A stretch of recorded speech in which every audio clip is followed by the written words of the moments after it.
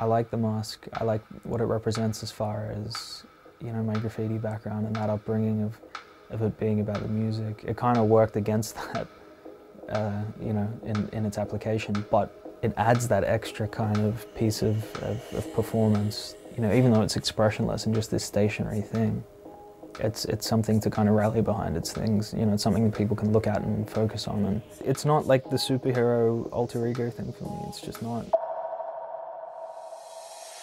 I'm just about enjoying life and enjoying challenging myself and being as creative as I possibly can with whatever I'm doing at the time. The thing about making anything that's artistic that you enjoy by the end of it, or something that you're happy with, or the best you can possibly do, is like you churn out all of the shit ideas until you get to the good one, and then you move on, and then you keep working until you churn out a bunch of other shit ideas until you get to the next good one. It's not an enjoyable process all the time, but you know, I enjoy those 5% moments where everything's going perfectly and all the music's flowing really well and you get excited about it. But the other 95% is quite arduous and you know, hard.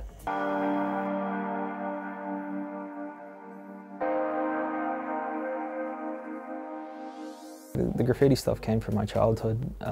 My first 3-4 years of school just sucked. Nothing terrible, you know what I mean? But just kind of like uncomfortable. So I used things like art to kind of separate myself from that, and I could draw on my own and I could sit there on my own, and I don't know, it was a way of fitting in with people. I was always kind of interested in art, and that seemed like a cool way to funnel it.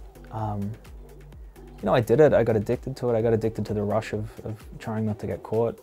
I did it for a long time, and it was fun, man. Like it was one of the best, you know, times I've had as far as these crazy memories and things that you have from it. But at the end of the day, like, you can't sustain yourself doing that without the very real risk of getting caught and getting in trouble. So I moved on.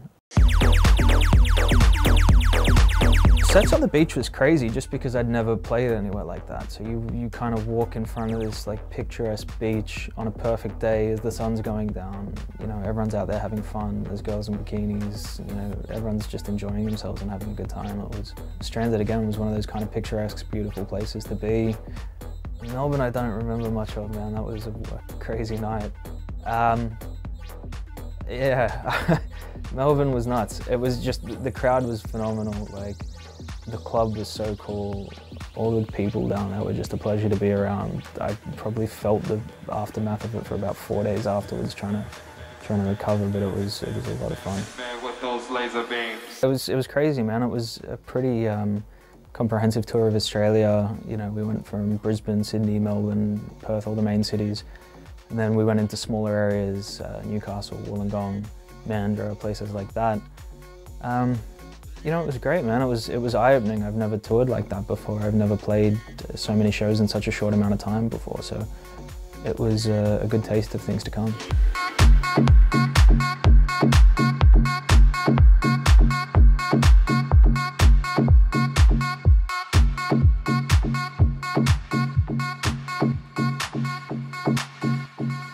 I don't know, I want to push this as far as it can go. You know, I want to push, I want to build things up alongside it, new projects. I want to, you know, keep this as my main focus because it's what I'm enjoying doing right now.